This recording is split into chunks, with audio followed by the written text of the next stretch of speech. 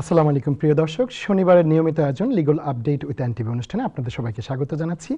গত শনিবার বিশেষ কারণে হাজির থাকতে পারিনি আপনাদের সামনে, আজ আবারও উপস্থিত হয়েছি আমি ব্যারিস্টার সায়েম এবং জনাব নাশিদ রহমান। আসসালামু আলাইকুম। প্রিয় দর্শক, আমরা প্রতি সপ্তাহে অনেক বিষয় আলোচনা করে থাকি। আজকে এমন একটি বিষয় আলোচনা করব যেটি একেবারেই আমাদের সন্নিকটে এসে গেছে। একটি অত্যন্ত গুরুত্বপূর্ণ ঘটনা। বহু বছর একটি ইউরোপীয় সংসার ছিল এবং সেই সংসার জীবনযাপন করেছে, সেই বন্ধনটি ছিন্ন হতে যাচ্ছে। আপনারা জানেন 29শে মার্চ ব্রেক্সিট সম্পন্ন হতে যাচ্ছে। সম্পন্ন বলতে আমরা বোঝাচ্ছি ব্রেক্সিট হয়ে যুক্তরাজ্য ইউরোপের বাইরে চলে যাচ্ছে। যে ইউনিয়নটি ছিল সেই ইউনিয়নটি আর থাকছে না। নো ডিল সহ হবে নাকি ডিল সহ হবে সেটি ভিন্ন বিষয়। আমরা বলতে পারি দেনমোহর হতে পারে, নাও হতে পারে। নাশিদ ভাই, সরাসরি চলে যাব আজকে যে আমরা বিষয়বস্তুটি এনেছি, যে ব্রেক্সিট হবার পর আমাদের ট্রাভেলটা কি হবে, অর্থাৎ যুক্তরাজ্যে যারা বসবাস করছে ব্রিটিশ সিটিজেন, তারা ইউরোপে কিভাবে ট্রাভেল করবে। আমরা তো শুনেছি যে ডিল হলে একরকম, ডিল না হলে আরেক রকম।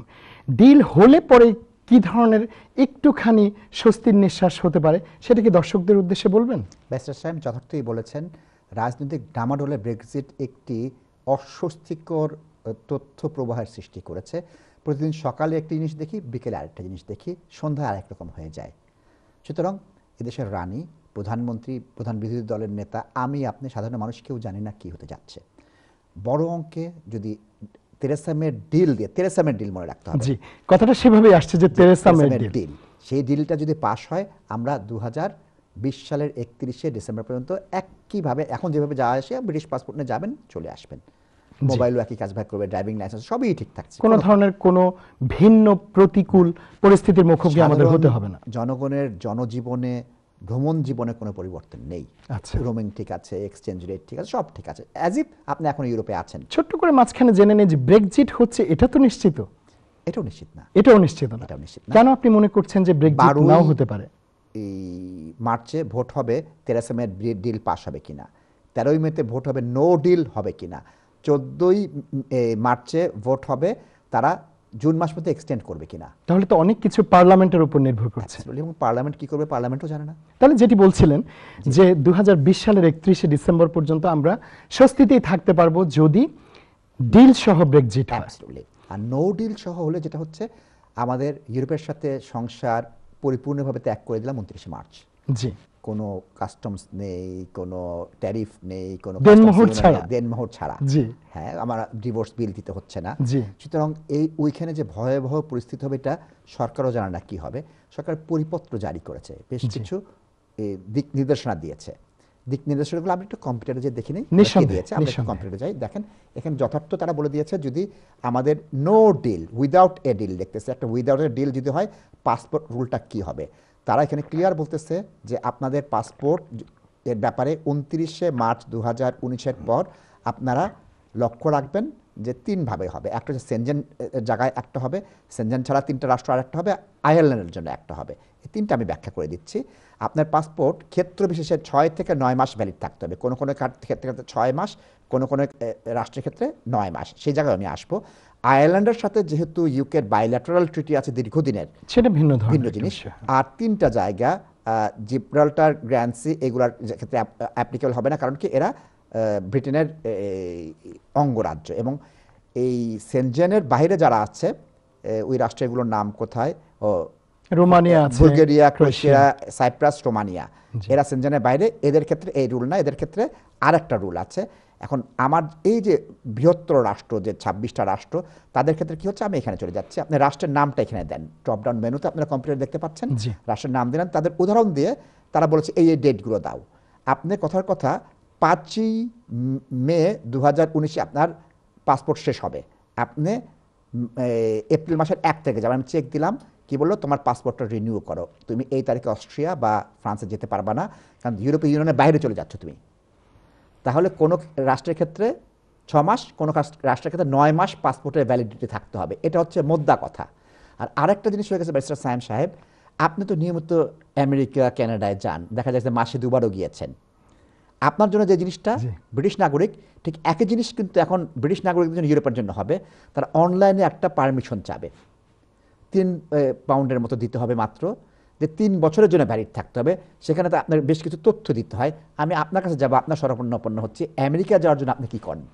আচ্ছা, সেই বিষয়টি আমরা দর্শকদেরকে অবশ্যই জানাবো। তার আগে আপনি যে পাসপোর্ট সংক্রান্ত বিষয়টি আমাদের দর্শকদেরকে কম্পিউটার থেকে দেখালেন, এই বিষয়ে আমি দর্শকদের জন্য আপনার কাছ থেকে জানতে চাচ্ছি। যেটি বলেছেন যে কিছু দেশের জন্য আপনার পাসপোর্টের ভ্যালিডিটি থাকতে হবে 6 মাস, কিছু দেশের জন্য থাকতে হবে 9 মাস। এই যে 6 মাস এবং 9 মাস, তার মানে হচ্ছে যদি আপনি একটি ব্রিটিশ পাসপোর্ট আপনার থাকে, তাহলে সেই পাসপোর্টের মেয়াদ যেই দিনটিতে আপনি সংশ্লিষ্ট দেশে গিয়ে উপস্থিত হবেন, সেই দিনটিতে ন্যূনতম 6 মাসের ভ্যালিডিটি থাকতে হবে, কিংবা 9 মাসের ভ্যালিডিটি থাকতে হবে। আর যখন আপনি যেটা বললেন যে আমেরিকা, কানাডা, সেগুলোতে যাওয়ার ক্ষেত্রে, হ্যাঁ, এই বিষয়টা নাশিদ ভাই আপনিও গিয়েছেন, আপনিও জানেন। তবু সহজ করে বলছি দর্শকদের উদ্দেশ্যে, সেটা হচ্ছে আপনি জানেন যে আমেরিকার ক্ষেত্রে এস্তা পূরণ করতে হয়, আর কানাডার ক্ষেত্রে এটা। এগুলো সবকিছুই হচ্ছে একটা অনলাইন ফর্ম, খুব ছোট্ট একটা ফর্ম, অল্প সময়ে পূরণ করা যায় এবং সামান্য খরচের বিষয়। ওখানটাতে বোধহয় $10 মতো, ওরকম তেমন কোনো কিছু না, এবং আপনার পূরণ করতে 15 থেকে 20 মিনিটের মতো লাগবে। মূলত দেখা হয় যে আপনার পার্সোনাল যে ইনফরমেশনগুলো, আপনার ব্যক্তি জীবনের যে ইনফরমেশনগুলো, কোনো ক্রিমিনাল কনভিকশন আছে কিনা, কোনো ধরনের কোনো নেতিবাচক তথ্য আপনার বিষয় আছে কিনা, এগুলোই যাচাই বাছাই করা। দর্শক, এটা এবং এস্তা আমেরিকা এবং কানাডার ক্ষেত্রে যেভাবে কম্পিউটারে পূরণ করতে হয় সামান্য ফি এর বিনিময়ে, সেখানে ওই দেশগুলোতে 2 বছরের একটা ভ্যালিডিটি থাকে, এটা এবং এস্তার। আর নাশিদ ভাই, এর ক্ষেত্রে তো আপনি এটিআর যেটা, সেটার ক্ষেত্রে তো 3 বছর তারা করতে চাচ্ছে। 3 বছর। আমি একটু কম্পিউটারে দেখিয়ে দিই, এটা কি বলে? ETIAS, European travel information and authorization system. ETIAS যেটা আমরা সহজ করে বলতে পারি। আমি ভুল তথ্য দিয়েছিলাম, এটার দাম হচ্ছে €7, যেটা 6.5 পাউন্ড 30 পেন্স, 6 পাউন্ড 30 পেন্স বলছে। তো একেবারে তো ন্যূনতম খরচে অ্যাপ্লিকেশনটা করা যাবে, এই ফর্মটা ফিল আপ করা যাবে, এবং আমাদের যারা দর্শকরা দেখছেন এবং আমাদের যারা ক্লায়েন্ট, তারা কিন্তু অত ভীত সন্ত্রস্ত হবার কিছুই নেই। আপনারা যারা আমেরিকা এবং কানাডাতে গেছেন, আপনারা জানেন যে অনলাইনে ছোট্ট একটা ফর্ম পূরণ করতে হয়। তবে আপনাদের কাছে আমার মনে হয় নাশিদ ভাই, আমরা এই পরামর্শটা দেব যে তারা যেন ভ্রমণের বেশ কয়েকদিন আগেই সেই ফর্মটা পূরণ করে রাখেন। কারণ আমি আমেরিকার ক্ষেত্রে একবার কিন্তু একটা সমস্যায় পড়ে যাচ্ছিলাম। সেটা হচ্ছে আমি ভ্রমণের ঠিক আগের দিন রাতের বেলা আমি এস্টাটা পূরণ করতে গেলাম, তখন বললো যে 72 ঘন্টা সময় লাগবে, পরদিন কিন্তু আমার ফ্লাইট। কিন্তু ওরা আসলে 72 ঘন্টা বলে, কিন্তু ওরা দ্রুত সময়টা আপনার কাজটা করে ফেলে, যেমন হয়তো 2-4 ঘন্টার মধ্যে চলে আসে। কিন্তু তারা চাইলে 72 ঘন্টা সময় নিতে পারে। তো সেক্ষেত্রে সেদিন যদি 72 ঘন্টা সময় নিত, আমি কিন্তু সেদিন আমেরিকা ট্রাভেল করতে পারতাম না। আচ্ছা, এই বিষয়টা কিন্তু রয়েছে। অনেক সময় আমরা এটা মাথায়, বা 4 ঘন্টার ভেতরে তারা ডিসিশনটা জানাবার কারণে আমার পক্ষে পরদিন সকালবেলা আমার টিকিটটা নষ্ট না করে আমাকে ট্রাভেলটা করতে আমি সক্ষম হয়েছিলাম। সুতরাং দর্শকদের জন্য আমরা বলবো যে যখনই আপনারা ইউরোপে কোনো দেশ ভ্রমণ করবেন, অবশ্যই বেশ কয়েকদিন আগে আপনারা এই যে এটিএস যে ফর্মটা, সেটা আপনারা পূরণ করে রাখবেন, এবং সেটা পূরণ করার ক্ষেত্রে আপনাদের তেমন কোনো সমস্যা কিছুই হবে না। এটা আপনার নাম, ডেট অফ বার্থ, আপনার বর্তমান অ্যাড্রেস জিজ্ঞেস করবে, তারপর আপনার কোনো ক্রিমিনাল কনভিকশন আছে কিনা, আপনি কোনো ধরনের কোনো দুষ্ট কোনো কাজের সাথে কখনো যুক্ত ছিলেন কিনা, যার কারণে আপনাকে খারাপ মনে হতে পারে, সেই সমস্ত বিষয়গুলো আপনাকে ওখানে পাবলিক গুড বলছেন। অ্যাবসলিউটলি নাশিদ ভাই। আর অনেক সময় বাবা মার ইনফরমেশন দিতে হয়, যেটা এস্তার ক্ষেত্রে আছে, আপনার পাসপোর্টের ডিটেইলস গুলো দিতে হয়। তো এই সমস্ত বিষয়গুলো আপনারা একবার দুবার করলেই সহজ হয়ে যাবে। নাশিদ ভাই, তারপর আমি একটু আরেকটা জায়গায় আসি। আপনি এস্টা করলেন 3 বছরের জন্য, এটা তো সেনজেন সবার জন্য প্রযোজ্য হবে।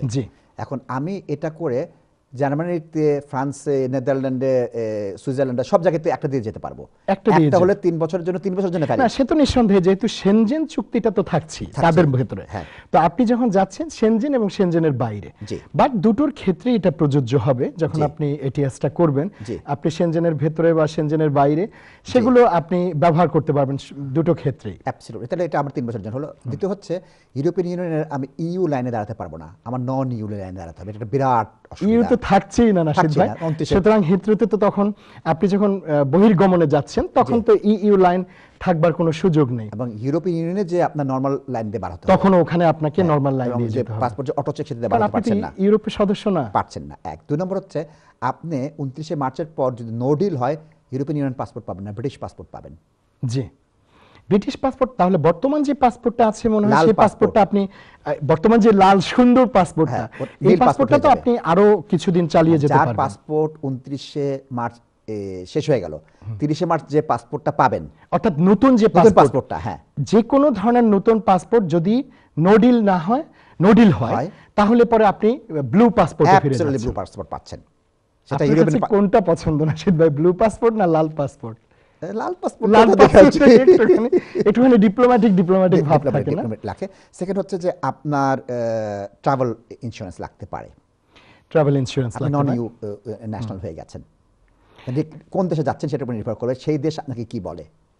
তবে আমরা যেটা আশা করছি, যেহেতু এটিএসের বিষয়টা এটা বা এস্তার মতো, তাহলে হয়তো ট্রাভেল ইন্স্যুরেন্সের ওরকম কড়াকড়ি কোনো নিয়ম হয়তো থাকবে না, এটা আমরা আশা করতে পারি। আমি বলবো সাবধানে যে হবে সে ট্রাভেল মেডিকেল কম্প্রিহেনসিভ ইন্স্যুরেন্স, আপনি এনএইচএস পাচ্ছেন না, সেটা অবশ্য দর্শক এবং ক্লায়েন্টদের জন্য, নিজেদের সুবিধার জন্য, নিজেদের ভালোর জন্য সেটা দরকার। ভালো বলেছেন। আরেকটা হচ্ছে টেলিফোন, মোবাইলে তো আপনি ফ্রি আমেরিকায় কল করেন, কানাডায় করেন, ইউরোপেও করেন, ডেটাও পান, টেক্সটও পান, ফিল হোমলি।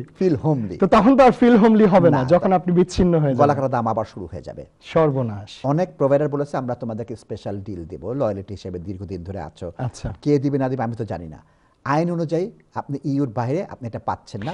এই যে একটা গুরুত্বপূর্ণ বিষয় আপনি বললেন, তাহলে কি আমাদের দর্শকরা তাদের সংশ্লিষ্ট প্রোভাইডারদের সাথে কথা বলবে? অ্যাবসলিউটলি। আগে থেকেই কি তারা কথা বলে নেবে নাকি রোমিং চার্জ অ্যাপ্লিকেবল হবে? জি, সেটা তো ভয়াবহ। রোমিং চার্জ মানে সেটা আপনি অ্যাফোর্ডেবল না। আমি জানলাম 25শে মার্চ যে 29শে মার্চ নো ডিল হচ্ছে, আমি 2 এপ্রিল যাচ্ছি, অবশ্যই আমি যাওয়ার আগে জেনে নেব আমার ডিল এটা কি, ইমেল দিতে বলবো, মুখের কথা তো হবে না। ওই কাস্টমার অ্যাডভাইজার তো সে রেকর্ড করে রাখছে, আমার কাছে তো কোনো রেকর্ড থাকে না। জি, নিঃসন্দেহে অনেকে তো অনেক আগে থেকে হলিডে বুক করে রেখেছেন, অনেক দিনের জন্য, অনেকে 3-4 মাসের জন্য বুক করে। আসলে ভাই আমাদের তো বিরতিতে যেতে হবে, তার আগে একটা ছোট্ট কোশ্চেন আপনাকে করে নেই। এই যে এটিএস এর মাধ্যমে ঢোকা কতদিনের জন্য, শুধু এক শব্দে আনসারটা, কতদিন? 3 মাসের জন্য আপনি সর্বোচ্চ ওখানে থাকতে পারবেন, ভ্রমণ ভিসা। প্রিয় দর্শক, একটা বিরতিতে যেতে হচ্ছে, বিরতির পর এসে আবারও আলোচনা করব, ততক্ষণ পর্যন্ত আমাদের সাথে থাকুন।